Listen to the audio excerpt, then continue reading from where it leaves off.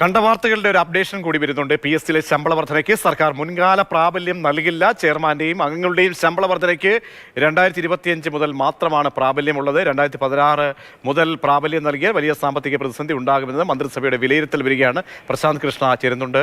വിവരങ്ങളല്ല പ്രശാന്ത്, വലിയ അത്ഭുതമാണല്ലോ. കാരണം എന്തായാലും അത്രയെങ്കിലും ചെയ്തുവല്ലോ. അപ്പോൾ എന്താണ് മന്ത്രിസഭയുടെ തീരുമാനം? മുൻകാല പ്രാബല്യം ഇല്ല. അപ്പോൾ അവിടെയും ഈ സാമ്പത്തിക പ്രതിസന്ധി അടിവരയിടുന്നുണ്ട്, കോട്ട് ചെയ്യുന്നുണ്ട്.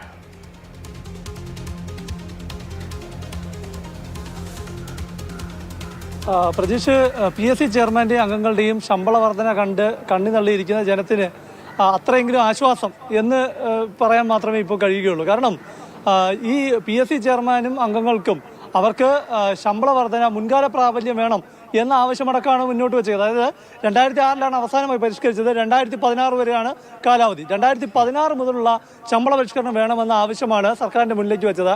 അപ്പോൾ സർക്കാർ ഇതിലൊരു തീരുമാനമെടുത്തിരിക്കുന്നത് ജനുവരി 1, 2025 ജനുവരി 1 മുതലാണ് ഈ PSC ചെയർമാൻ്റെയും അംഗങ്ങളുടെയും വലിയ വർധന നടപ്പാക്കാൻ പോകുന്നത്. എന്തായാലും അവിടെ സാമ്പത്തിക പ്രതിസന്ധി പ്രതീക്ഷ പറഞ്ഞ പോലെ തന്നെ അടിവരയിടുന്നുണ്ട്. കാരണം മുൻകാല പ്രാബല്യം നൽകിയാൽ 35 കോടി രൂപയിലധികം ഈ മുൻകാല പ്രാബല്യ കുടിശ്ശിക നൽകുന്നതിന് വേണ്ടി വരുമെന്നാണ്. ഇപ്പോൾ തന്നെ കഴിഞ്ഞ വർഷങ്ങളിലെല്ലാം വിരമിച്ച പല PSC അംഗങ്ങളും അവർക്ക് മുൻകാല പ്രാബല്യത്തോടെ കുടിശ്ശിക തരണമെന്ന ആവശ്യമൊക്കെ ഉയർത്തിയിട്ടുമുണ്ട്.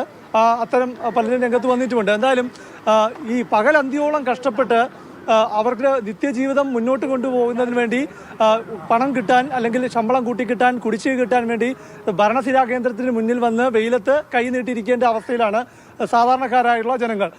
പക്ഷേ ഈ വലിയ ശമ്പളം വാങ്ങുന്നവർക്ക് ഒരു സമരത്തിനും ഇറങ്ങാതെ, അവർക്ക് കുറച്ച് നാൾ മുമ്പ് അവർ ഉന്നയിച്ചിട്ടുണ്ട്, പക്ഷേ സമരത്തിനൊന്നും ഇറങ്ങാതെ തന്നെ ഇതുപോലെ വർദ്ധിപ്പിച്ച് നൽകുന്നു. വലിയ വർധന, സാമ്പത്തിക ഭാരം സർക്കാരിന് ഉണ്ടാക്കുന്നത് തന്നെയാണ്. 20 പേരുടെ കാര്യത്തിൽ കാണിക്കുന്ന ശുഷ്കാന്തി, PSC ചെയർമാനും അംഗങ്ങൾ 20 പേരാണ്, 21 പേരാകേണ്ടത്.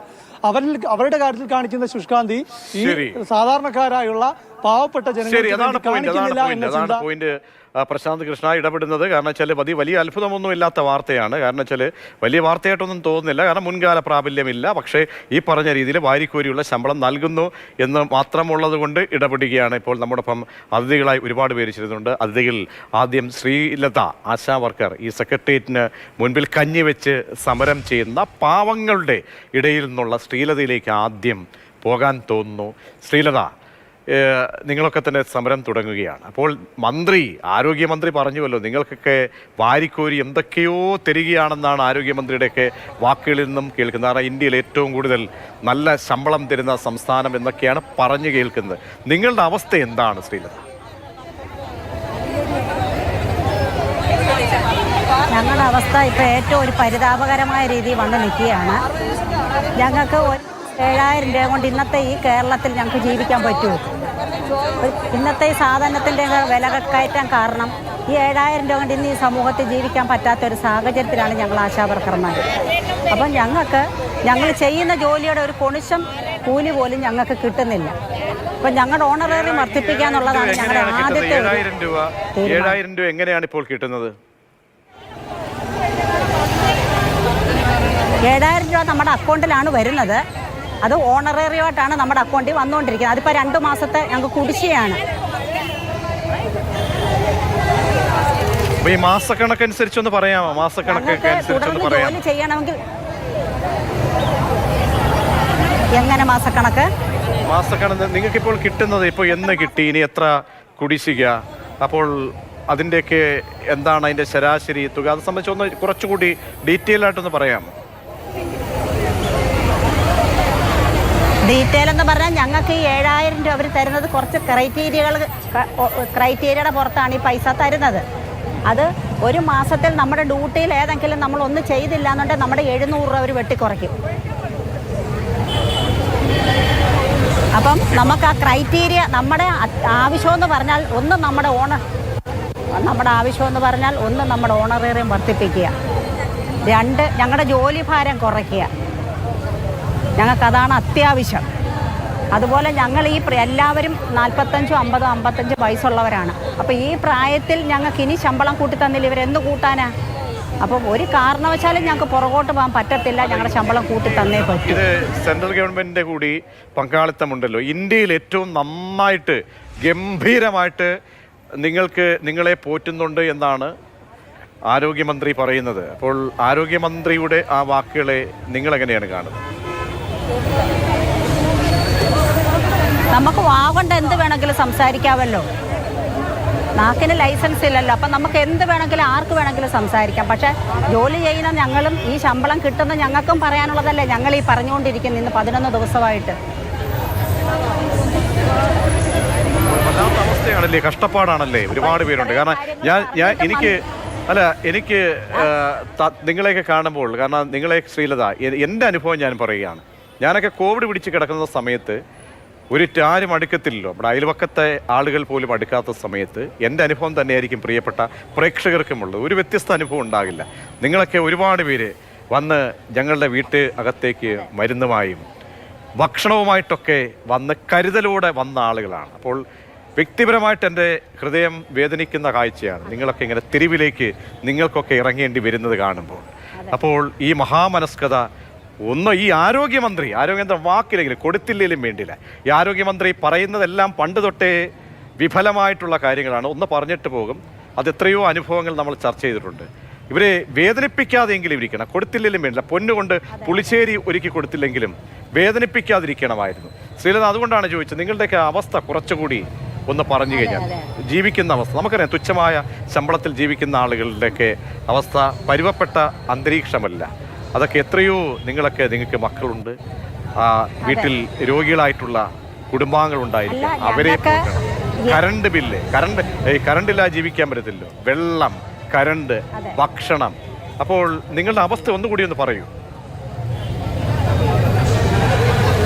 നമുക്ക് ഇപ്പോൾ ഓരോന്നും ഇങ്ങനെ എടുത്തു പറയേണ്ടുന്ന കാര്യമില്ല. ഇന്ന് കേരളത്തിൽ ജീവിക്കുന്ന എല്ലാ മനുഷ്യർക്കും അറിയാം ഈ കണ്ട കാര്യങ്ങളെല്ലാം. പക്ഷേ ഞാനും 2 വട്ടം കോവിഡ് വന്ന് മരിക്കത്തക്ക ഒരവസ്ഥയിൽ നിന്ന് കടന്നു വന്ന ഒരാളാണ്. അപ്പം ഈ കോവിഡ് വന്ന സമയത്ത് നമ്മൾ വാർഡിലെ ആൾക്കാർക്ക് വീടുകളിൽ മരുന്ന് കൊണ്ടു കൊടുത്ത് അവർക്ക് വേണ്ടുന്ന എല്ലാ സഹായങ്ങളും കൊടുത്ത് ഭക്ഷണം ഉൾപ്പെടെ കൊടുത്ത് അവരെ എല്ലാം സഹായിച്ച് അവസാനം നമുക്ക് കോവിഡ് വന്നപ്പോൾ നമുക്ക് ആരുമില്ലാത്ത ഒരവസ്ഥയിലായി, ചിലവാക്കാൻ പൈസ ഇല്ലാത്ത അവസ്ഥയിലായി. അപ്പം നമ്മൾ ആ ഒരു മാനസിക ബുദ്ധിമുട്ടി കടന്നു വരുന്നവരാണ്. അപ്പം ഞങ്ങൾക്ക് അർഹതപ്പെട്ട ശമ്പളം ഞങ്ങൾക്ക് കിട്ടിയേ തീരത്തുള്ളൂ. ഇന്നത്തെ കാലത്ത് ഈ ശമ്പളത്തിൽ ഒരു സമൂഹത്തിൽ എല്ലാം ഉണ്ട്. വാക്കിൽ വിവരിക്കേണ്ട എല്ലാം മലയാളിക്ക് മനസ്സിലാകുക നിങ്ങളുടെയൊക്കെ അവസ്ഥ തന്നെ. പക്ഷേ ഈ സർക്കാരിന് മനസ്സിലാകുമോ എന്നുള്ളത് എൻ്റെ പ്രശ്നമല്ല. ഞാൻ മടങ്ങിയെത്താം ശ്രീലത. ഇപ്പോൾ റെജി ലൂക്കോസ് ഇടത് സഹയാത്രികൻ കുടിച്ചിരുന്നു. ശ്രീ റെജി ലൂക്കോസ്, പാവങ്ങളുടെ അവസ്ഥ, ഞാൻ അതുകൊണ്ടാണ് ആദ്യം ശ്രീലതയിലേക്ക് പോയത്. അവരുടെ അവസ്ഥ കേട്ടുവല്ലോ. അപ്പോഴാണ് നല്ല രീതിയിൽ സഭ്രമഞ്ച കട്ടിലൊക്കെ കിടക്കുന്ന ഏമാന്മാർക്ക് 4 ലക്ഷം കിട്ടിയിരിക്കുന്നവർക്ക് 7 ലക്ഷമൊക്കെ കയ്യിൽ വരാൻ പോവുകയാണ്.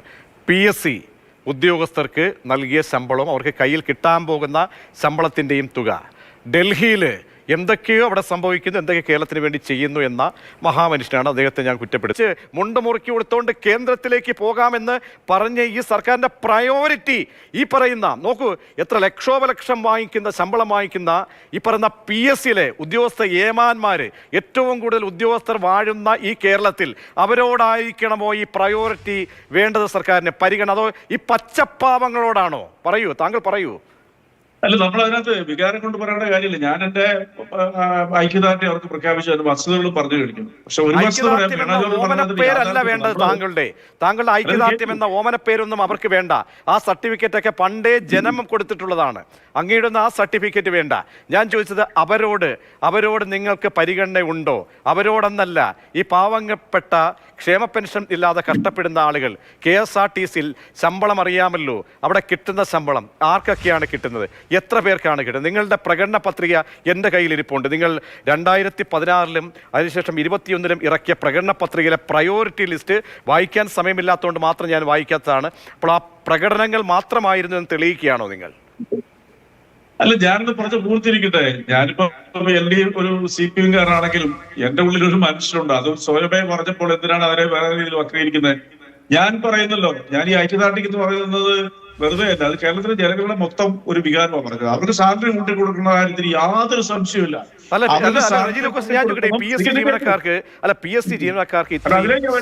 ശമ്പളം വർദ്ധിപ്പിക്കേണ്ട അനിവാര്യത എന്തായിരുന്നു? അനിവാര്യത ഒന്ന് പറയൂ, അനിവാര്യത എന്തായിരുന്നു? അല്ല, ഞാൻ അതിലേക്കാണ് വരുന്നത്. എനിക്ക് ആ കാര്യത്തിൽ വിമർശനാത്മകമായിട്ടുള്ള സമീപനമുണ്ട്. അത് കേൾക്കാൻ നിങ്ങൾ സ്വയം ഒന്ന് തയ്യാറാവും. ഇപ്പം മന്ത്രിയെ മാത്രം ഇങ്ങനെ വേട്ടയാടുമ്പോൾ കേന്ദ്ര സർക്കാർ പങ്കാളിത്തോട് നടക്കുന്ന പദ്ധതിയാണ് ഈ ആശാ വർക്കർ എന്നുള്ളത്. ഈ രാജ്യത്തെ ഭരണാധികാരമുള്ള എല്ലാ മേഖലകളിലും ഇവർ പ്രവർത്തിക്കുന്നുണ്ട്.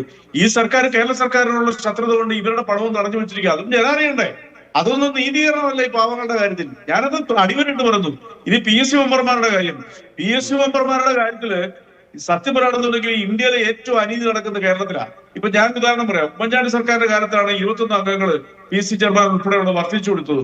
തൊട്ടടുത്ത സംസ്ഥാനമായ തമിഴ്നാട്, നിങ്ങൾ മനസ്സിലാക്കണം, കേരളത്തിന്റെ 3 ഇരട്ടി ജനസംഖ്യയും 3.5 ഇരട്ടി വലിപ്പമുള്ള തമിഴ്നാട്ടിൽ ഇപ്പോഴും നിലവിൽ ചെയർമാൻ സഹിതം 14 അംഗങ്ങളെ ഉള്ളൂ. മഹാരാഷ്ട്ര എന്ന് പറയുന്നത് ഇന്ത്യയിൽ തന്നെ ഏറ്റവും വലിയ രണ്ടാമത്തെ സംസ്ഥാനത്ത് 9 അംഗങ്ങൾ മാത്രമേ PSCയിലുള്ളൂ. നിങ്ങളൊന്ന് അറിയിക്കണം. അപ്പോഴാണ് ഈ കേരളത്തിൽ നിരുത്തരവാദപരമായിട്ട് കാലങ്ങളായിട്ട് വന്ന UDF സർക്കാരിന്റെ അംഗങ്ങളുടെ എണ്ണം കൂട്ടിക്കൊടുത്തത്. ഇനി രണ്ടാമത്തെ കാര്യം, ഇവരുടെ ഭരണഘടനാപദവിയാണ്. ഇവരുടെ നിയമനത്തിൽ ഭരണഘടന അനുശാസിക്കുന്ന 1-2 കാര്യങ്ങളുണ്ട്. അതായത് ജില്ലാ ജഡ്ജിയുടെ സാലറിയാണ് ഇവർക്ക് പറഞ്ഞിരിക്കുന്നത്. ജില്ലാ ജഡ്ജിയുടെ സാലറി ഇപ്പൊ വർദ്ധിപ്പിച്ചിട്ടുണ്ട്. അപ്പൊ അവർ ക്ലെയിം ചെയ്ത് ഞങ്ങൾക്ക് സാലറി കൂടുതൽ വേണമെന്ന് പറഞ്ഞു. ഇപ്പോൾ അവരുടെ അടിസ്ഥാന ശമ്പളം എന്ന് പറയുന്നത് 70,000 രൂപ. അത് ഓൾ ടുഗദർ 2,20,000 രൂപ കിട്ടും. അപ്പൊ അവർ 30,000 രൂപ അധികം PSC ചെയർമാൻ കിട്ടും. അപ്പോൾ അങ്ങേക്ക് പോലും അംഗീകരിക്കാൻ കഴിയുന്നില്ല. അപ്പോൾ ഇന്നലെ ശ്രീ അനിൽകുമാർ ഇറക്കിയ ക്യാപ്സ്യൂള്, CPM നേതാവ് അനിൽകുമാർ ഇറക്കിയ ക്യാപ്സ്യൂള് പോലും അത് ഫലം കാണില്ല. ഒരു CPM നേതാക്കന്മാരും ഇറക്കുന്ന ക്യാപ്സ്യൂള് ഫലം കാണില്ല. അങ്ങേക്ക് പോലും ദഹിക്കുന്നില്ല. അങ്ങേ പോലും പറയുന്നുണ്ട്. കാരണം അപ്പോൾ ഈ ക്ലെയിം ചെയ്ത മഹാമാന്യ ദേഹങ്ങളെ ഓർത്ത് ലജ്ജിക്കുകയാണ്. 21 എണ്ണം മഹാമാന്യദേഹങ്ങൾ. ആ ക്ലെയിം ചെയ്യുന്ന ഉളുപ്പില്ലായ്മയെ ഓർത്ത് ലജ്ജിക്കേ നിവൃത്തിയുള്ളൂ. പാവങ്ങൾ, പട്ടിണി പാവങ്ങൾ, ഒരുപാട് പേര് കഷ്ടപ്പെടുന്ന ആളുകൾക്കിടയിൽ ഈ ക്ലെയിം ചെയ്യുന്ന ലക്ഷോപലക്ഷം വാങ്ങിച്ച് കീശയിലിട്ട് പോയിട്ട് എന്തോ മലമറിക്കൽ പരിപാടി ചെയ്യുന്നു എന്ന് പറയുന്ന മഹാമാന്യദേഹങ്ങളെ ഓർത്ത് മാത്രം ലജ്ജിക്കുകയും അത് കേട്ടുകൊണ്ട് അപ്പടി ഉടൻ തന്നെ എന്ന് മൂളുകയും ചെയ്യുന്ന ധനവകുപ്പിനെയും ഓർത്ത്. കാരണം ഞാനിത് പറയാൻ കാരണം, സപ്ലൈകോയ്ക്ക് ഒരു പദ്ധതി, ഒരു പ്രോജക്റ്റ് കൊടുക്കുകയാണ്. സപ്ലൈകോയ്ക്ക് നിലനിൽപ്പില്ല.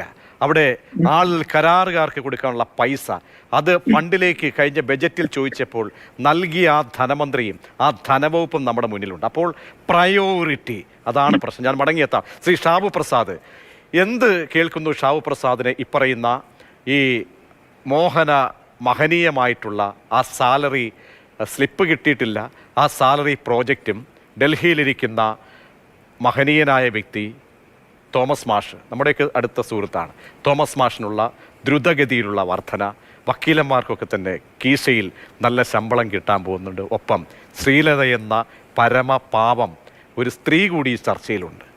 എന്താണ് ഷാബു പ്രസാദിന് തോന്നുന്നത്? അല്ല, എനിക്കിതിൻ്റെ അകത്ത് പ്രത്യേകിച്ച് അത്ഭുതമൊന്നും തോന്നുന്നില്ല പ്രതീക്ഷേ. എനിക്കിതിൻ്റെ അകത്ത് പ്രത്യേകിച്ച് യാതൊരു അത്ഭുതവും തോന്നുന്നില്ല. ഈ CPM പോലൊരു പാർട്ടിക്ക് ഇങ്ങനെ ചെയ്യാൻ കഴിയുള്ളൂ. ഈ പാവങ്ങളുടെ കണ്ണുനീരും കയ്യും അവരുടെ കഷ്ടപ്പാടും പറഞ്ഞുകൊണ്ട് നാട്ടുകാരെ പറ്റിച്ച് വോട്ട് നേടുക, എന്നിട്ട് സ്വന്തം കീശ സ്വന്തം ആൾക്കാരുടെ കീശ വീർപ്പിക്കുക. ഇത് എന്നും എക്കാലത്ത് ഇവർ ചെയ്തിട്ടുള്ള കാര്യമാണ്. അവരിപ്പോഴും അത് തുടരുന്നു. അവർ പ്രവർത്തിക്കുന്നത്, ഈ CPM ഭരിക്കുന്ന ഈ സർക്കാർ പ്രവർത്തിക്കുന്നത് അവർക്ക് വേണ്ടി മാത്രമാണ്. അല്ലാതെ ഈ നാട്ടുകാർക്ക് വേണ്ടിയിട്ടാണ് എന്ന് വിശ്വസിച്ച കുറേ പാവങ്ങൾ ഈ നാട്ടിലുണ്ട്. അതുകൊണ്ട് അവർ തുടർന്ന ആളെയും ഇനിയിപ്പം അടുത്ത ഇലക്ഷൻ എടുക്കുന്ന സമയത്ത് കുറച്ച് ഫ്രീ കിറ്റ് കൊണ്ട് കൊടുത്തു കഴിഞ്ഞാൽ അവരെ വീണ്ടും ഈ നാട്ടിലെ ജനങ്ങളെ വളരെ എളുപ്പം പറ്റിക്കാൻ പറ്റും എന്നിവർക്ക് നല്ല ബോധ്യമുണ്ട്. ഈ ലോകത്തിലെ ഏറ്റവും എളുപ്പം പറ്റിക്കാൻ നമുക്കൊരു പക്ഷേ നമ്മളിപ്പോൾ എന്താണ് നമ്മുടെ നറേറ്റീവ് എന്താണ്? കേന്ദ്ര സർക്കാർ അന്യായമായിട്ട് മുറുക്കുന്നു. നമ്മൾ നിയമ പോരാട്ടം നടത്തുകയാണ്. കേന്ദ്ര സർക്കാരിന് നമുക്ക് കിട്ടണം. ടോൾ പിരിവെന്ന ഒരു വല്ലാത്തൊരവസ്ഥയിലേക്ക് നയവൈകല്യമടക്കം പ്രതിപാദിക്കുന്ന ഇടതുപക്ഷം അങ്ങനെ രീതിയിൽ കൂരമ്പുകൾ നേരിടുന്ന ഒരു സമയമാണ്. ആ സമയത്ത് എന്താണ് നമ്മൾ ചെയ്യേണ്ട കാര്യം എന്താണ്? അപ്പോൾ ചെയ്യേണ്ട കാര്യത്തിന് അപ്പുറത്തേക്ക് വികലമായ രീതിയിലേക്ക് കാര്യങ്ങൾ പോകുന്നു എന്ന ധ്വനി വരില്ലേ? അതുപോലെ എന്തുകൊണ്ട് മനസ്സിലാക്കാൻ കഴിയുന്നില്ല? അല്ല, ഞാൻ ഇതിപ്പോൾ നമ്മളിപ്പോൾ എന്താ ചെയ്യേണ്ടതെന്ന് പ്രതീക്ഷ ഇവർ ജനങ്ങൾ തിരഞ്ഞെടുത്ത സർക്കാരാണ്, തുടർഭരണം നൽകിയ സർക്കാരാണ്, ജനങ്ങളുടെ അംഗീകാരമുള്ള സർക്കാരാണ്. അതുകൊണ്ട് തന്നെ അവരുടെ തീരുമാനങ്ങൾക്കും ജനങ്ങളുടെ അംഗീകാരമുണ്ട് എന്നുള്ളതാണ് അവരുടെ നറേറ്റീവ്. ആ പറയുന്ന നറേറ്റീവിൻ്റെ അകത്തൊരു യുക്തി നമുക്ക് കേട്ടാൽ തോന്നും. തുടർഭരണം ഒന്ന് പറഞ്ഞ് രണ്ടാമത്തെ പറഞ്ഞത് ജനങ്ങൾ ഞങ്ങളെ അംഗീകരിച്ചില്ലേ, അതുകൊണ്ട് തന്നെ ഇതും ജനങ്ങളുടെ അംഗീകാരമാണ് എന്നുള്ളതാണ് അവരുടെ നിലപാട്. അതുപോലെ വേറൊരു കാര്യം കൂടെ മനസ്സിലാക്കണം. നമുക്ക് ഒരേ സമയം നമുക്ക് വല്ലാത്ത ആത്മരോഷം തോന്നും. ഈ PSC അംഗങ്ങളായിട്ട് നിയമിക്കപ്പെടുന്നവർക്ക് എന്താ യോഗ്യത എന്നുള്ളത് പ്രജീഷിന് അറിയാവോ? അതെ അതെ അതെ അതെ യോഗ്യതയെ പറ്റി എന്തെങ്കിലും പറയുന്നുണ്ടോ? ഒരു യോഗ്യതയില്ല. അക്ഷരാഭ്യാസം ഇല്ലാത്തവന് പോലും ഇന്ത്യൻ പൗരനായിരിക്കണം, സ്ഥിരബുദ്ധി ഉണ്ടായിരിക്കണം, സ്ഥിരബുദ്ധി. അല്ലേ? അല്ലെ, അതിനപ്പുറത്തേക്ക് വല്ലതുണ്ടോ ശ്രീ ശിവപ്രസാദ്? അതാ പറഞ്ഞത്. അതായത് അക്ഷരാഭ്യാസം ഇല്ലാത്തവന് ലക്ഷക്കണക്കിന് രൂപ ശമ്പളവും പെൻഷനും ആശ്രിതർക്ക് ചികിത്സയും എല്ലാം കൊടുത്ത് ഇവിടെ ഈ നാട്ടിലെ PSC മെമ്പറായിട്ടിരിക്കാം. നിങ്ങൾ ആലോചിച്ച് നോക്കൂ ശിവപ്രസാദ്, എന്താണ് നമുക്കൊരു അച്ചടക്കമുള്ള ഒരു സാമ്പത്തിക സ്ഥിതിയിലേക്ക് കേന്ദ്ര സർക്കാർ നമുക്ക് മുന്നിലേക്ക് എന്താ പറയുക നീരാളിപ്പിടുത്തം പോലെ വരികയാണെങ്കിൽ നമുക്കൊരു B പ്ലാൻ ഉണ്ട് എന്ന് ധനമന്ത്രി പറഞ്ഞു. എന്നാണ് നേരത്തെ തന്നെ പറഞ്ഞു, നമുക്കൊരു B പ്ലാൻ ഉണ്ട്. ഇതാണോ B പ്ലാൻ? ചെയ്യേണ്ടത് എന്താണ്? അനാവശ്യമായി ഞാൻ ഇന്ന് നോക്കിയതാണ് എന്തൊക്കെയോ കമ്മീഷനുകൾ അല്ലേ ശിവപ്രസാദ്, എന്തൊക്കെയോ കമ്മീഷനുകൾ, മനുഷ്യാവകാശ കമ്മീഷനുണ്ട്, വനിതാ കമ്മീഷനുണ്ട്, നമുക്ക് എന്തോ യൂത്ത് കേൾക്കാത്ത കുറേ തട്ടിക്കൂട്ട് കമ്മീഷനുകൾ. ഇവരെയൊക്കെ അനാവശ്യമായിട്ട് ഈ പറഞ്ഞ പൊളിറ്റിക്കൽ അപ്പോയിൻമെന്റിന് അല്ലാതെ ഇതൊന്ന് ഏകീകരിച്ചിരുന്നെങ്കിൽ എത്ര ലക്ഷം രൂപ ലാഭമാകുമായിരുന്നു. ശിവപ്രസാദേ, നോക്കൂ, കണക്കൊന്നും അങ്ങ് മനസ്സിലെത്തി ചിന്തിച്ചേ. അതെ, ഇപ്പൊ അത് തന്നെയാണ് പറഞ്ഞത്. ഇപ്പൊ ഉണ്ടായിരിക്കുന്ന വലിയൊരു വിവാദം ഉണ്ടല്ലോ. കേന്ദ്ര ഗവൺമെൻറ് ഇവിടെ കൊടുത്തിരിക്കുന്ന മറ്റേ വയനാട് ദുരന്തത്തിന് വേണ്ടിയിട്ട് കൊടുത്തിരിക്കുന്ന 50 വർഷം തിരിച്ചടവ് കാലാവധിയുള്ള പലിശരഹിത ലോണ് 50 കൊല്ലം കഴിയുമ്പോൾ ഈ CPM-ൻ്റെ പൊടി പോലും ഉണ്ടാവുമോ എന്നുള്ളത് ദൈവത്തിനേ അറിയുള്ളൂ. ഇനിയും ആ ലോണിന് വെച്ചിരിക്കുന്ന വ്യവസ്ഥകളുടെ കാര്യം പറഞ്ഞുകൊണ്ടാണല്ലോ ഇവർ ഈ കടന്ന് ബഹളം വെക്കുന്നത്. എങ്ങനെ ഇതുപോലുള്ള സ്ട്രിക്റ്റ് ആയിട്ടുള്ള വ്യവസ്ഥകൾ വെക്കാതിരിക്കും പ്രതീക്ഷേ? ഇമാതിരി തോന്നിവാസമല്ലേ കാണിക്കുന്നത്? ഇതുപോലെയുള്ള തോന്നിവാസം പച്ചയ്ക്ക് കാണിച്ചിട്ട് ഒരു ഉളുപ്പവുമില്ലാതെ ഈ ജനങ്ങളുടെ മുമ്പിൽ വന്ന് പറയുകയാണ് കേന്ദ്ര ഗവൺമെൻറ് പിടിമുറുക്കിയേ, കേന്ദ്ര ഗവൺമെൻറ് ഞങ്ങളെ അവഗണിച്ചതെന്ന്. എവിടുന്നാണ് അവർക്ക് ഈ പണം? ഈ KV തോമസിന് 11 ലക്ഷം രൂപ എടുത്ത് വീശി കൊടുക്കാൻ എവിടുന്നാണ്? അതൊക്കെ തോമസ് ഐസക്ക് പറഞ്ഞ പോലെ ഇവർക്ക് നോട്ടടിക്കുന്ന യന്ത്രം വല്ലതും ഉണ്ടോ? അദ്ദേഹത്തിൻ്റെ നിലപാട് അതാണല്ലോ. കാശില്ലേ, നോട്ടടിക്കണം. ഇവിടെ പബ്ലിക് പ്ലാറ്റ്ഫോമിൽ ഒന്ന് പറഞ്ഞിരുന്ന ശാസ്ത്രജ്ഞനാണ്, സാമ്പത്തിക ശാസ്ത്രജ്ഞനാണ്. എവിടുന്നാണ് ഇവർക്ക് ഈ പണം ഇതേപോലെ കൊടുക്കുന്നത്? അതേസമയം അവിടെ ആ പാവങ്ങൾ അവിടെ കിടന്ന് വെയിൽ കൊള്ളുകയാണ്. അവർക്കറിയാം ഇവരെ പറ്റിക്ക് ഇവരെ ഇങ്ങനെ ചെയ്തു കഴിഞ്ഞാൽ ഒരു ചുക്കും ചെയ്യാനില്ല. ഇനിയിപ്പോൾ കുറച്ച് കാലം കഴിഞ്ഞ് ചിലപ്പോൾ ഒരു 100 രൂപ അങ്ങോട്ട് കൂട്ടിക്കൊടുത്താൽ അതും മേടിച്ചുകൊണ്ട് ആ പാവങ്ങളും മിണ്ടാതെ വീട്ടിൽ പൊക്കോളും. അടുത്ത തെരഞ്ഞെടുപ്പ് വരുന്ന സമയത്ത് ഇവർക്ക് തന്നെ സിന്ദാബാദ് വിളിച്ച് അവർ ഇറങ്ങിക്കോളും. ഇവരുടെ ഭീഷണിക്കും വഴങ്ങി. ഇത് നല്ല വ്യക്തമായിട്ടറിയാം. അതാ ഞാൻ പറഞ്ഞത്, ഈ ലോകത്തിൽ ഏറ്റവും അധികം കബളിപ്പിക്കാൻ പറ്റിയ ഒരു പൊതുജനമാണ് കേരളത്തിലുള്ളത്. അതുകൊണ്ടാണ് ഇവരൊക്കെ ഈ വീണ്ടും ഇവിടെ അധികാരത്തിൽ ഇരിക്കുന്നതും ഇവർ വീണ്ടും പോയിക്കൊണ്ടിരിക്കുമ്പോഴും സർക്കാരിന്റെ മറ്റൊരു തട്ടിപ്പാണിത്. കമ്മ്യൂണിസം എന്ന് പറയുന്നതിനെക്കാട്ടി വലിയൊരു തട്ടിപ്പ് ലോകത്ത് വേറെ ഉണ്ടോ? ലോകത്തിലെ ഏറ്റവും വലിയ കറക്ക് കമ്പനി തട്ടിപ്പ് കമ്പനിയാണ് കമ്മ്യൂണിസം എന്ന് പറയുന്നത്. മലയാളി ഒന്ന് ചിന്തിക്കണം, മലയാളി ഒന്ന് ചിന്തിച്ചേ മതിയാവൂ. കാരണം ഈ പറയുന്ന ഞങ്ങൾ ഏതാണ്ട് ഇത് ദീർഘദൃഷ്ടി പോലെ ഞങ്ങളുടെ പ്രതിനിധി പ്രശാന്ത് കൃഷ്ണ കഴിഞ്ഞ 6 മാസം മുമ്പ് ഒരു റിപ്പോർട്ട് നൽകിയിരുന്നു. ആ റിപ്പോർട്ടിൽ പറഞ്ഞ ഇതേ അന്ന് സൂചിപ്പിച്ചിരുന്നു, ഇവരൊക്കെ കയ്യിൽ വാരിക്കോരി വാങ്ങുന്ന ആ പൈസ പൊളിറ്റിക്കൽ അപ്പോയിൻമെൻ്റ് ആണ്. നേരത്തെ ശിവപ്രസാദ് പറഞ്ഞതുപോലെ തന്നെ ഇവരുടെ യോഗ്യതയൊക്കെ കേട്ടുകഴിഞ്ഞാൽ അതെന്തോ ഒരു മഹാ അത്ഭുതമായി തോന്നും. എന്തായാലും പരശുവയ്ക്കൽ രാജൻ, മുൻ PSC മെമ്പർ, തത്സമയം നമ്മുടെ സ്റ്റുഡിയോയിൽ എത്തിയിട്ടുണ്ട്. മുൻ PSC മെമ്പർ കൂടിയാണ്. അപ്പോൾ അദ്ദേഹത്തിൻ്റെയും ആവശ്യം പൈസ കുറച്ച് മുൻകാല പ്രാബല്യത്തോടെ കിട്ടണമെന്നാണ്. അദ്ദേഹത്തിലൂടെ കൂടി നമുക്ക് തിരികെ എത്താം ഇടവേളയ്ക്ക് ശേഷം. ചർച്ചയിലേക്ക് തിരികെ ശ്രീ പരശുവയ്ക്കൽ രാജൻ കൂടി ചേരുന്നുണ്ട്. മുൻ PSC മെമ്പറാണ്. ശ്രീ പരശുവയ്ക്കൽ രാജൻ, അങ്ങയുടെ ആവശ്യം എന്താണ്? അങ്ങ് നേരത്തെ 2017 മുതൽ PSCയുടെ മെമ്പറായി ഇരുന്ന വ്യക്തിയാണ്. അങ്ങയുടെ ആവശ്യം എന്താണ്?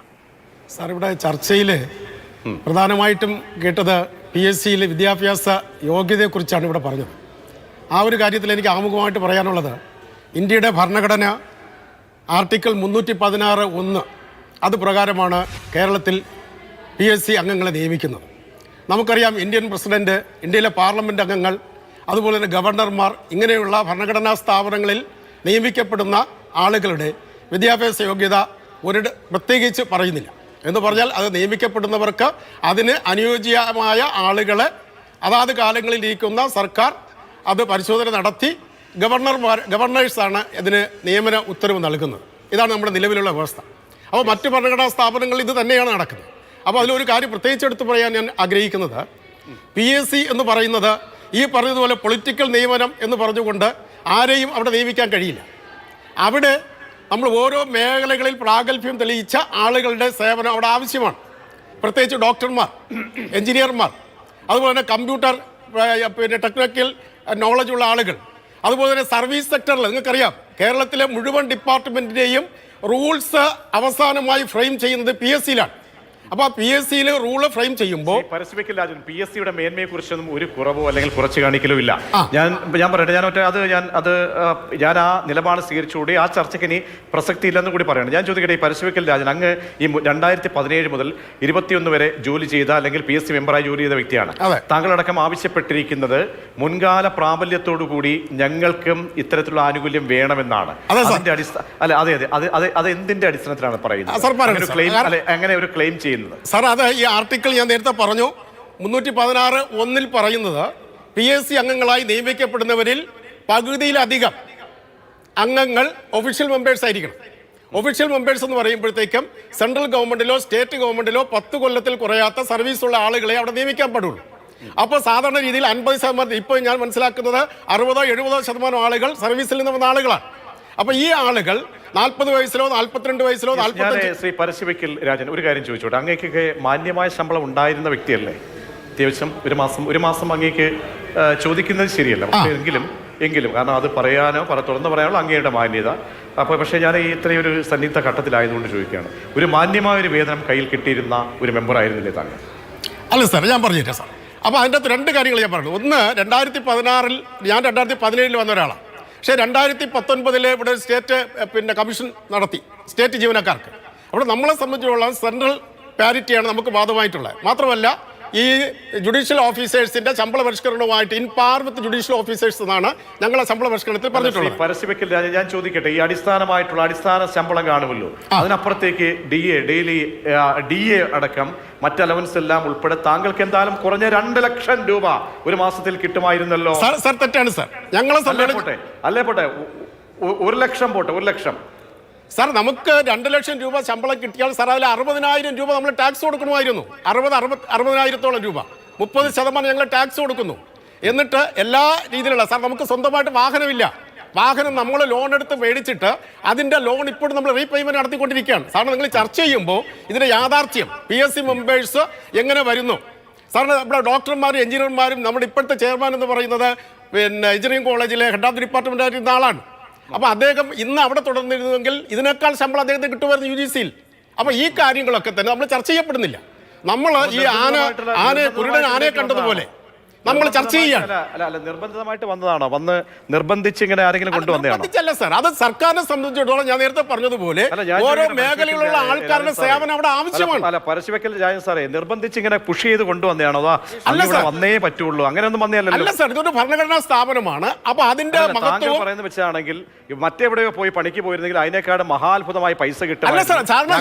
ഇവിടെ കൊണ്ടുവന്നതാണ്. അല്ല സാർ, ഒരു കാര്യം മനസ്സിലാക്കുക, അതുകൊണ്ടാണ് ചോദിച്ചത്. അല്ല സാർ, ഒരു കാര്യം മനസ്സിലാക്കുക, PSCയിൽ വരുന്ന അംഗങ്ങൾ അംഗങ്ങൾ എന്തോ മഹാ അപരാധം ചെയ്തിട്ട് വന്ന ആളുകൾ എന്നുള്ള രീതിയിലാണ് ഇവിടെ ചർച്ച അപരാധമൊന്നുമല്ല, ഇതൊരു ആണ്. അപരാധമാണ്. അല്ല, കാരണം കുടിവെള്ളത്തിനടക്കം കുടിവെള്ളം കിട്ടാക്കനിയായിട്ട് അല്ല അങ്ങേയറ്റത്തൊരു അവസ്ഥയിൽ നിൽക്കുന്ന സമയത്താണ് വാരിക്കോരി.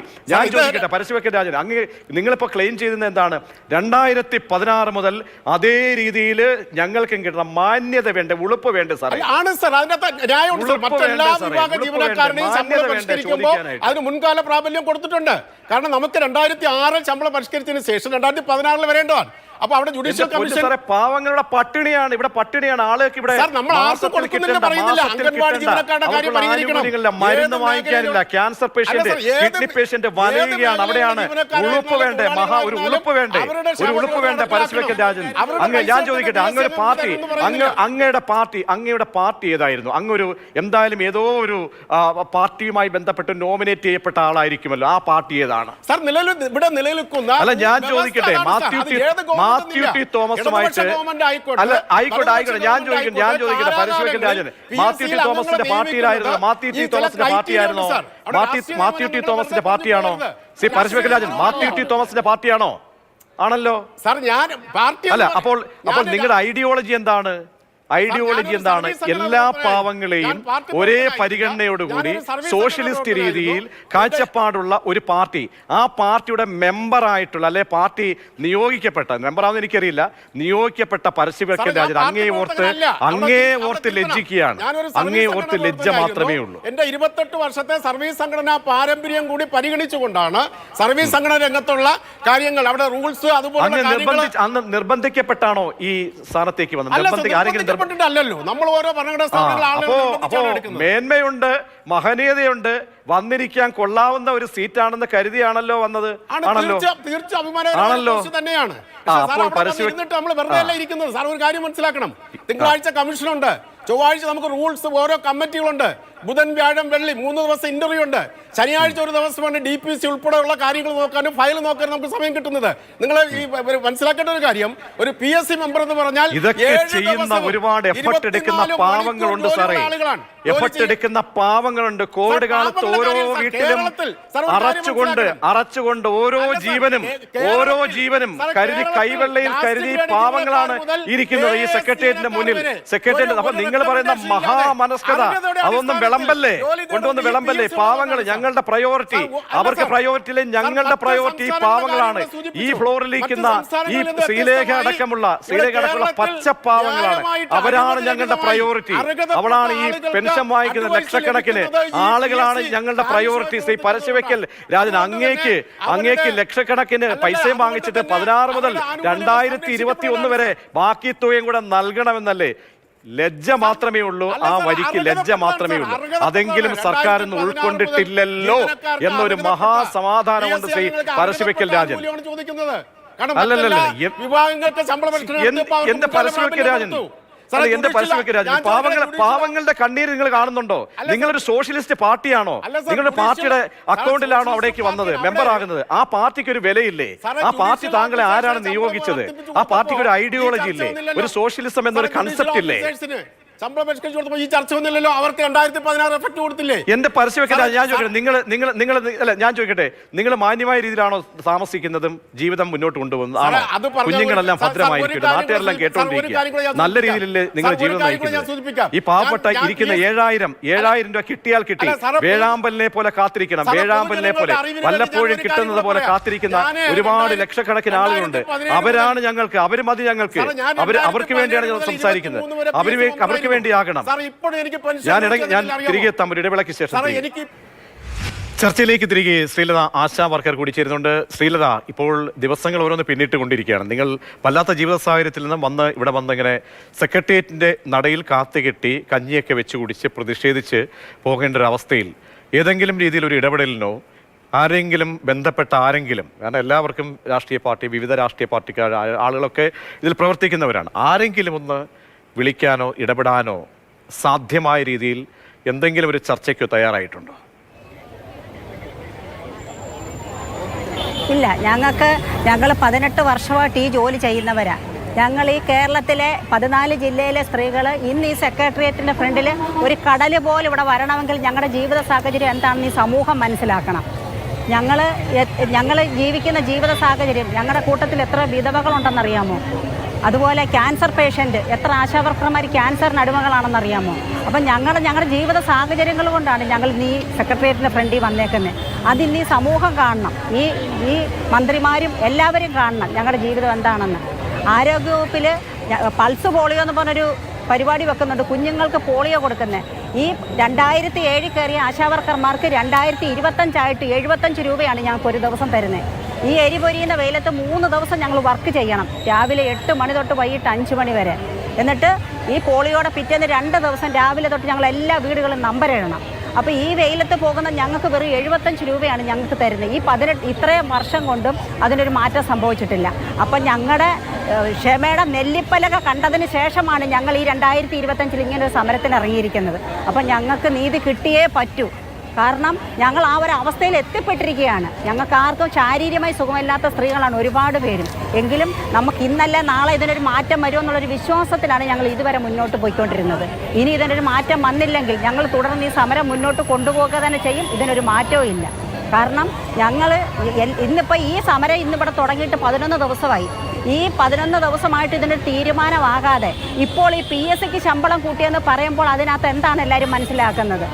ഈ മേൽക്കടത്തിൽ ഇരിക്കുന്നവരൊക്കെ മനസ്സിലാക്കണം. അപ്പം ഞങ്ങൾ വിദ്യാഭ്യാസ യോഗ്യത ഇല്ലാത്തവരല്ല. ഞങ്ങളുടെ കൂട്ടത്തിൽ BA MA ഒക്കെ പാസ്സായി BEd എടുത്ത പെണ്ണുങ്ങളും ഉണ്ട്.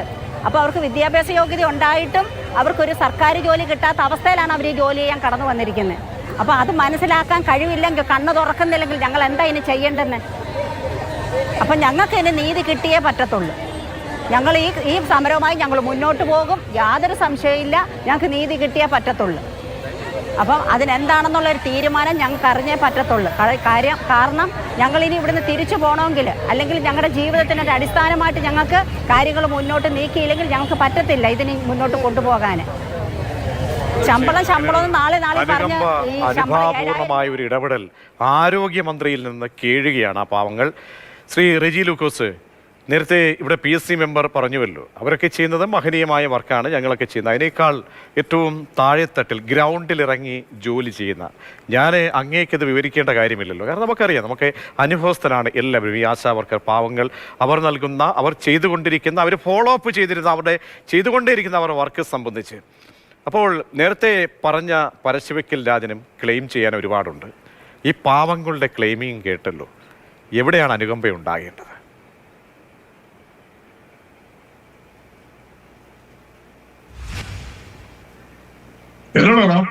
അതെ അതെ അതെ ശ്രീ റെജി ലൂക്കോസ്.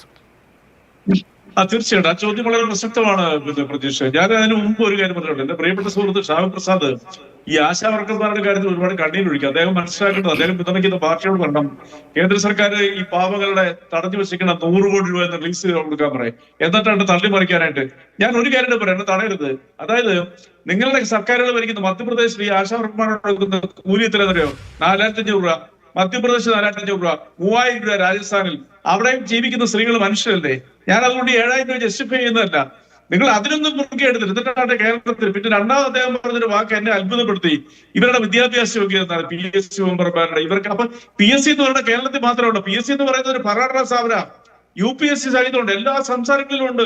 അതിന്റെ വിദ്യാഭ്യാസ യോഗ്യതകളും അതെല്ലാം നിശ്ചയിക്കുന്നത് നമ്മുടെ ഭരണഘടനാ ബാധ്യതയുള്ള സ്ഥാപനങ്ങളാണ് നിശ്ചയിക്കുന്നത്. അതിന് കേരള സർക്കാരിനൊരു പങ്കുമില്ല. നിങ്ങൾ ഇങ്ങനെയൊക്കെ ഇരുന്ന് നിങ്ങളുടെ പാർട്ടി കാണിക്കുന്ന ഇത് നെറുകേടുകളെ ന്യായീകരിച്ചുകൊണ്ട് കേരളത്തിലെ PSCനെ ആക്ഷേപിക്കുക എന്ന് പറഞ്ഞാൽ, PSCക്കാരുടെ ശമ്പളം കൊണ്ടുതന്നെ ഞാനെതിരാ വ്യക്തിപരമായിട്ടും. 2016 പോലെ അവർക്ക് വർദ്ധിപ്പിച്ചു കൊടുക്കുന്നത് പറഞ്ഞാൽ നേരത്തെ പറഞ്ഞല്ലേ, ലജ്ജയോടെ കേൾക്കാൻ പറ്റില്ല. ഈ ഗവൺമെന്റ് അംഗീകാരം കൊടുത്തിട്ടില്ല. അത് കൊടുക്കത്തുപോലും ഈ സമരത്തിന് ഒരു അർത്ഥവുമില്ലല്ലേ? നമുക്ക് മറ്റ് സംസ്ഥാനങ്ങൾ താരതമ്യം ചെയ്യാം, അവിടെ കുറവാണ്. അപ്പോൾ ഇവരും ആ കുറവ് സഹിച്ചോണം. അവർക്ക് 7000 വലിയ മഹനീയമായ തുക എന്ന് പറഞ്ഞ് അവസാനിപ്പിച്ചാൽ മതിയോ? ആ ഒരു അർത്ഥമുണ്ടോ പ്രതീക്ഷ? ഞാൻ ഷാവു പ്രസാദിനാണ് മറുപടി കൊടുത്തത്.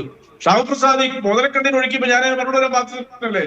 ഈ രാജ്യം എന്ന് പറയുന്നത് ഒരു എന്താ പറയാ, ഒരു ഞാൻ ചോദിക്കട്ടെ ശ്രീ രജി ലൂക്കോസ്, നിങ്ങൾ ജനങ്ങളെ ഇതെങ്ങനെ പറഞ്ഞ് ബോധ്യപ്പെടുത്തും? എല്ലാ കാര്യങ്ങളും പറയുമ്പോൾ ഞങ്ങൾ ജനങ്ങളെ ബോധ്യപ്പെടുത്താം, ഞങ്ങൾ ജനങ്ങളെ ബോധ്യപ്പെടുത്തിക്കോളാം എന്ന് പറയുന്ന LDF സംവിധാനമുണ്ട്, CPM സംവിധാനമുണ്ട്, മറ്റ് കേഡർ സംവിധാനങ്ങളുണ്ട് ഈ സർക്കാർ. കാരണം ഒരു തെരഞ്ഞെടുപ്പിലേക്ക് അഭിമുഖീകരിക്കുകയാണല്ലോ. ഇനി അടുത്ത വലിയ തെരഞ്ഞെടുപ്പും വരുന്നു. പ്രകടന പത്രികയിൽ സ്ഥായിയായിട്ടുള്ള എന്താണ് നമ്മുടെ ഫോക്കസ് എന്ന കാര്യം നേരത്തെ പ്രഖ്യാപിക്കുന്ന പാരമ്പര്യമുള്ള, അതിൻ്റെ ചിട്ടവട്ടമുള്ള ഒരു പാർട്ടി കൂടിയാണ്. അപ്പോൾ PSC അംഗങ്ങൾക്ക് ഇത്രയും തുക ഡൽഹിയിലിരിക്കുന്ന കെ വി തോമസിന് ഇത്രയും തുക, വക്കീലന്മാർക്ക് ഇത്രയും തുക. അപ്പോൾ ഇതെങ്ങനെ ജനങ്ങളെ പറഞ്ഞ് നിങ്ങൾ ബോധ്യപ്പെടുത്തും? അല്ലാതെ ഞാൻ പറഞ്ഞല്ലോ, തികച്ചും ന്യായമായ ചോദ്യമാണ്. കെ വി തോമസ് സാർ ചെയ്യുന്ന ജോലി എന്താണെന്നുള്ളത് ഇതുവരെ മലയാളികൾക്ക് വ്യക്തമായിട്ട് മനസ്സിലായിട്ടില്ല. ഞാനൊക്കെ തുറന്നു പറയാം, ഒരു സംശയമില്ല കാര്യത്തിൽ. അദ്ദേഹം 7 തവണ MP, കേന്ദ്ര മന്ത്രി, സംസ്ഥാന മന്ത്രി, ഇതൊക്കെ ആയതിനു ശേഷം വീണ്ടും അദ്ദേഹത്തിന്റെ ഡൽഹിയിലെ സ്വാധീനം അനുസരിച്ച് കേരള സർക്കാർ നല്ല ഉദ്ദേശത്തോടെ എല്ലാ ഗവൺമെന്റുകളും ചെയ്യുന്ന എല്ലാ സംസ്ഥാനങ്ങൾക്കും ഒരു റെപ്രസെന്റേറ്റീവ് ഉണ്ട്. അത് ക്യാബിനറ്റ് റാങ്ക് അദ്ദേഹത്തിന് വെച്ചു.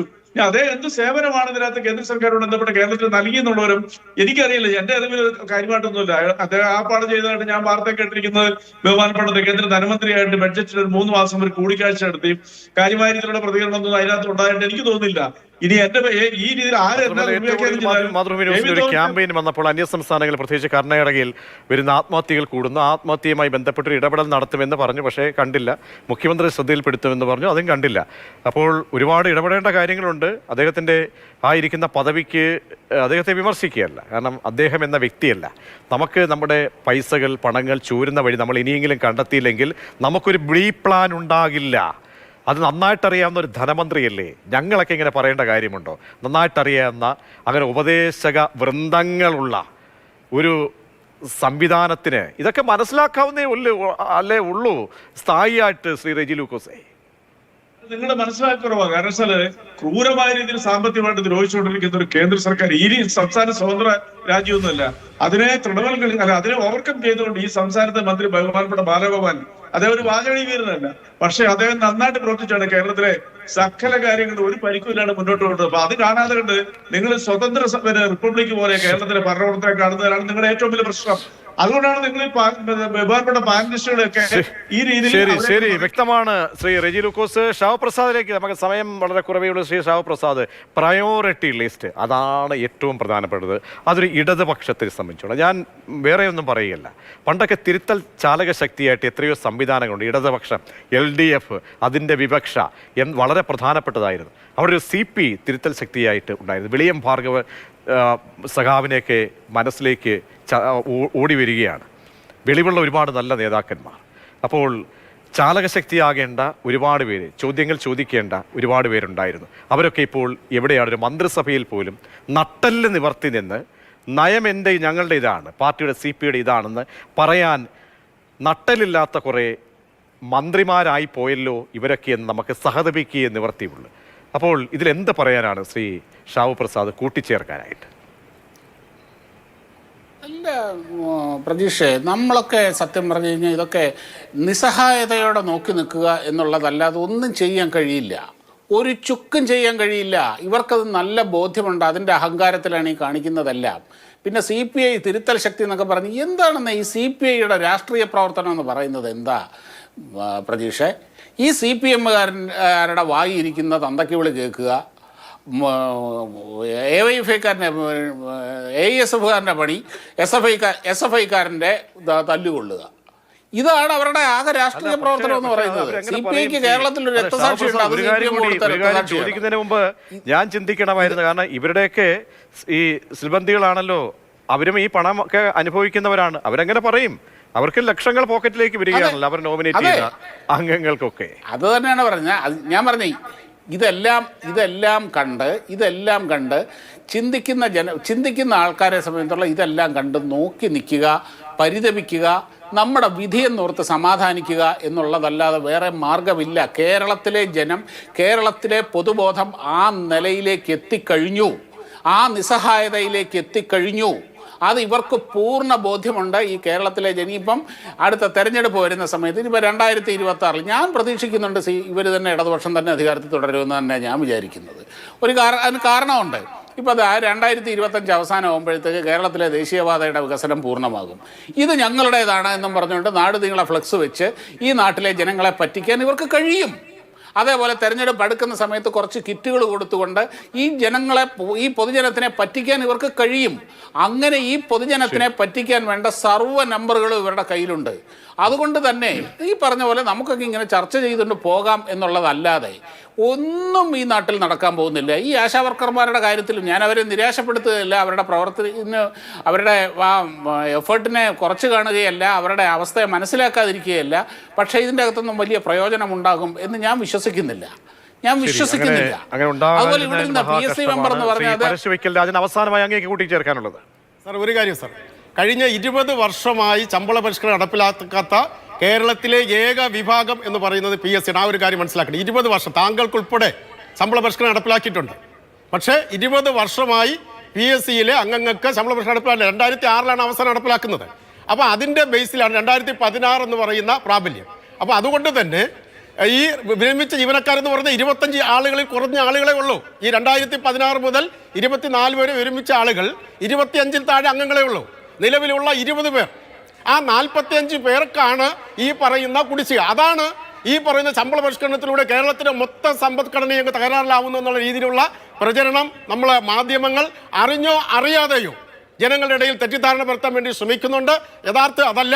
വളരെ പരശുവെക്കൽ രാജൻ, ഇതൊക്കെ പറയുന്നത് സർക്കാരാണ് പറയുന്നത് ഞങ്ങളുടെ അവസ്ഥ വല്ലാത്ത മോശമാണ്. ആണ് സാർ. പക്ഷെ ഞാൻ ചോദിക്കട്ടെ സാർ, അങ്ങേക്ക് ഉൾപ്പെടെ അങ്ങേക്ക് 2006 ശേഷം അങ്ങേക്ക് എത്ര ശമ്പള പരിഷ്കരണം കിട്ടി? അങ്ങൊന്ന് പറയുന്നത്. അങ്ങേക്ക് 2006 ശേഷം സാർ ഒന്ന് പറയാം, ഒന്ന് ഇടപെടൽ. 2006 ശേഷം അങ്ങേക്ക് എത്ര ശമ്പള പരിഷ്കരണം കിട്ടി? ഒന്ന് പറയണം സാർ. 2006 ശേഷം പിന്നെ എന്ത് വർത്തമാനമായി പറഞ്ഞിരിക്കുന്നത്? 2006 ശേഷം അങ്ങക്ക് ശമ്പള പരിഷ്കരണം വന്നില്ലേ? അപ്പൊ ഇവിടെ കേവലം 6 വർഷം മാത്രം ജോലി ചെയ്യുന്ന ഒരാൾക്ക് 600 വർഷം ശമ്പളം കൊടുക്കുക, പെൻഷൻ എന്നിട്ട് പറയാം അവർക്ക് സാലറി കൂട്ടി കൊടുക്കുന്നത്. അത് ഭരണഘടനാ സ്ഥാപനമാണ്. ആ ഭരണഘടനാ സ്ഥാപനത്തിന്റെ അതിന്റേതായ രീതിയിൽ അതിനെ സംരക്ഷിക്കപ്പെടേണ്ടത് ഗവൺമെന്റുകളുടെ ഉത്തരവാദിത്വമാണ്. ആ ഉത്തരവാദിത്വമാണ് സർക്കാർ നിറവേറ്റുന്നത്. അപ്പൊ അവിടെ അല്ലല്ല, കാരണം അതിനൊക്കെ ചെവി കൊടുക്കുന്നല്ലോ ഇവിടുത്തെ സർക്കാരുകൾ എന്ന് പറയുമ്പോൾ ആ സർക്കാരുകളെ മാത്രമേ കുറ്റം പറഞ്ഞാൽ മതി. പരശുവെക്കൽ രാജൻ, അതായത് 6 വർഷം ആകെ ജോലി ചെയ്യുന്നു, ഇഷ്ടംപോലെ ചക്കരക്കുടം പോലെയുള്ള ഒരു സംവിധാനത്തിൽ ജോലി ചെയ്ത് കീശയിൽ ഇഷ്ടം പോലെ ഇട്ട് പോകുന്നു. അപ്പോൾ വലിയ മലമറിക്കുന്ന പരിപാടിയൊന്നും പറയില്ലേ. വളരെയധികം നന്ദി ശ്രീ പരശുവെക്കൽ. അങ്ങയുടെ ഒരു ക്ലെയിമിങ്ങിന് ഒരർത്ഥവുമില്ല. ഈ പാവപ്പെട്ട ആളുകൾ ഇവിടെ തെരുവിൽ ഭക്ഷണം കഴിക്കാൻ കഴിവില്ലാതെ കിടന്ന് അങ്ങനെ ഊർജ്ജശ്വാസം വലിക്കുന്ന സമയത്ത് അങ്ങയുടെ ക്ലെയിമിന് ഒരു അടിസ്ഥാനവുമില്ല. വളരെയധികം നന്ദി ചർച്ചയിൽ പങ്കെടുത്ത എല്ലാവർക്കും.